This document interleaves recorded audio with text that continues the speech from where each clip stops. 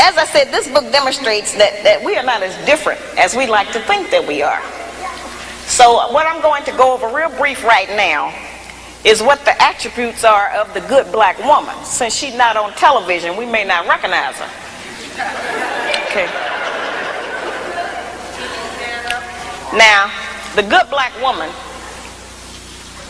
has 7 attributes, and then I'm going to explain to you how to utilize those in your day-to-day life. The good black woman has self-discipline, courteousness, cheerfulness, self-respect, intelligence, cleanliness, and love. Now, we've heard that terminology.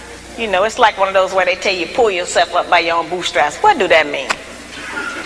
You know, how can I make that functional in my day-to-day life to benefit me as a practice? It sounds like all theory. Where's the practicum? What do I do?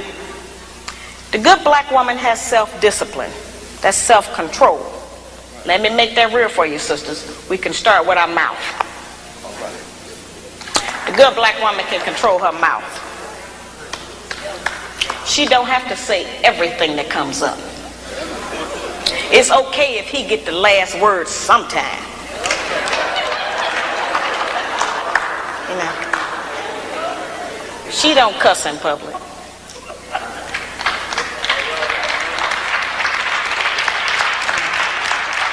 And she works on not cussing in private. She don't tear a man down with her mouth because they can't out-argue us. Can't nobody out-argue us. I have charged that we nag our men too much. We keep our men's head tied up so much with our petty grievances about our personal relationship that he don't have time to think and plan for our future. Because he got to deal with what's going to happen with us every day. You know, it's real odd. When the black man come home, he almost have to do a wind test or stick his toe in the door. He don't know what's waiting. He don't know who in there today. He know it's a possibility that there's some kind of new monster that he didn't even know about yesterday. So, you know, we need to not make it like that. We need to not be so vicious with our mouth. You know, men are not petty like that. They're not going to out-argue us. And it has been proven that verbal abuse is just as harmful as physical abuse. So let's not use our mouth to do that to him. The good black woman is courteous. She says, thank you, baby. I appreciate you doing that. I appreciate every effort you make. Try harder. I'm going to work with you. Thank you. I know you did your best. Now that's a whole new language.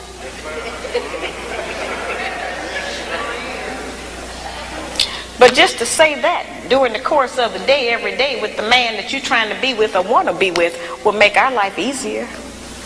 We can't get it if we don't give it. We keep wanting them to give us and do something for us that we refuse to do and give to them. It don't work like that. The good black woman has self-respect. She don't have to go out naked just to get the attention of a man.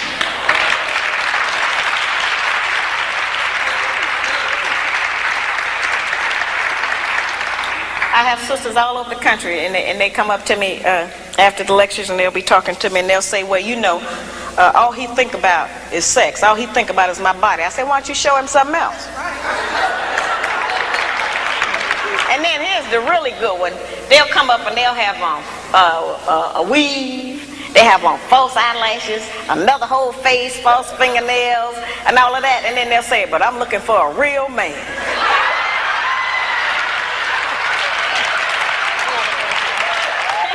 It's real deep. I say, why? What do you want a real man for? The good black woman can pull a dress down without thinking that it devalues her. She doesn't have to use her body because she has so many other good attributes about herself to get the attention of a man. We can take the sisters in a position to take all of the charge and sexual energy out of the black community by just dressing differently. We have the power and control over that. That don't stop you from being beautiful. That don't stop you from getting a man. And it certainly puts things on the right perspective so some other judgments can be made other than physical. It don't take no knowledge, wisdom, and understanding to have a sexual reaction. That's the most base. We spend less time doing that than anything else we do.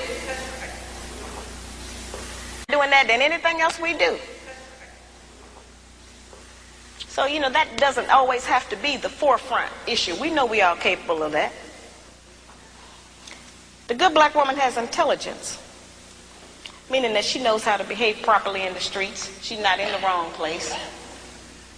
Some of our women don't know what else to do other than go to the bar. They need some activities. Some of our women thinking that staying home on the weekend is some kind of sin.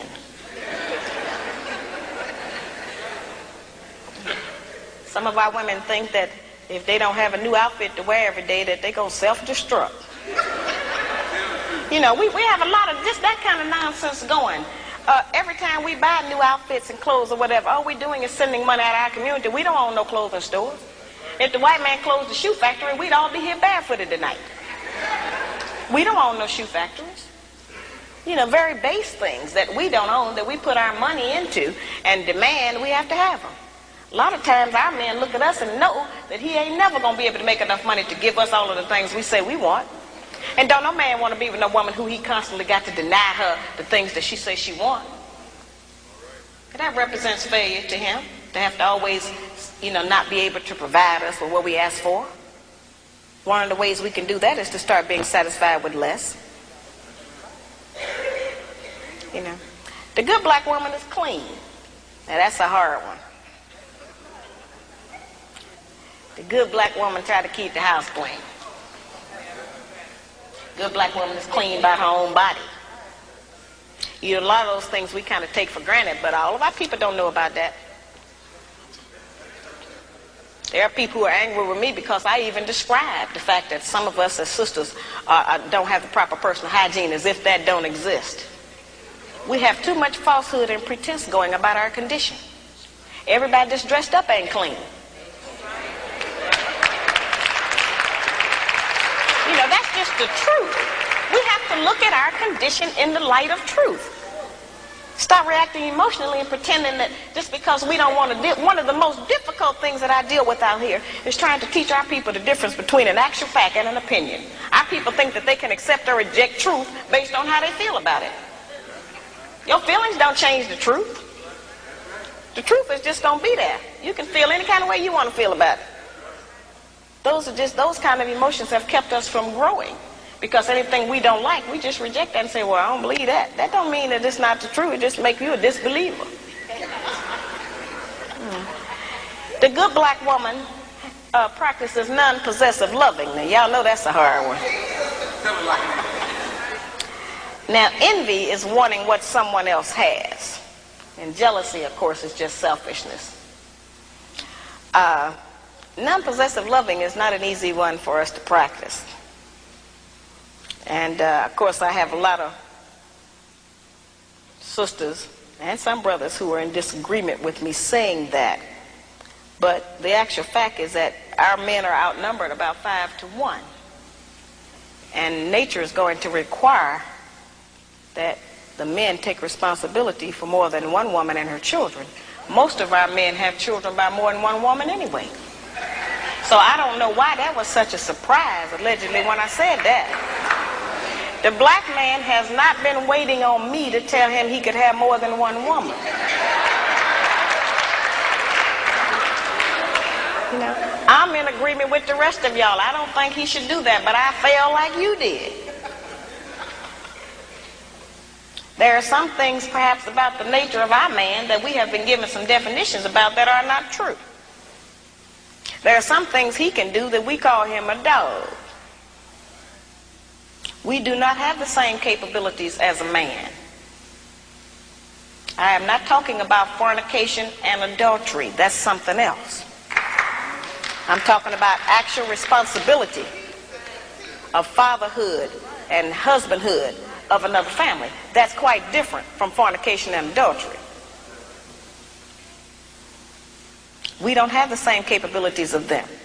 That's right. A man can have 2 homes, 2 sets of in-laws. He can eat dinner at 2 houses, 2 sets of children, 2 garages, 2 separate sets of friends attached to that woman. He can have all of that. We can't do that. We can't cook dinner at 2 houses. We can't sleep with one man 4 nights a week and another one 3. Ain't no man gonna agree with that. We can't have one set of children we leave in one place and go and stay in another place and take care of another set. It doesn't work for us. Now that does not mean that we can't have sex with more than one man. That's not what I'm talking about. I'm talking about just taking responsibility for your children. Now certainly every man can't take financial responsibility for all of his children. He can do something. But a man who is spending time with a child is going to do something for it. Because then they'll find out what we have since we've been taking care of them by ourselves. You don't like to always say, no, I can't do it. No, I ain't got it. So the children will make you get it up. You spend some time with it. You know, that's an important thing. The effectiveness of the principles that I just described, their usefulness has not diminished just because modern opinion has changed about them. There is not a black man in this room who does not still enjoy it if his woman bake him a cake. Well, our young daughters are being raised and taught that that's old style and that's out of fashion. We are not making those rules. Somebody else is, and they're imposing them on us and making us think that we have to qualify under them.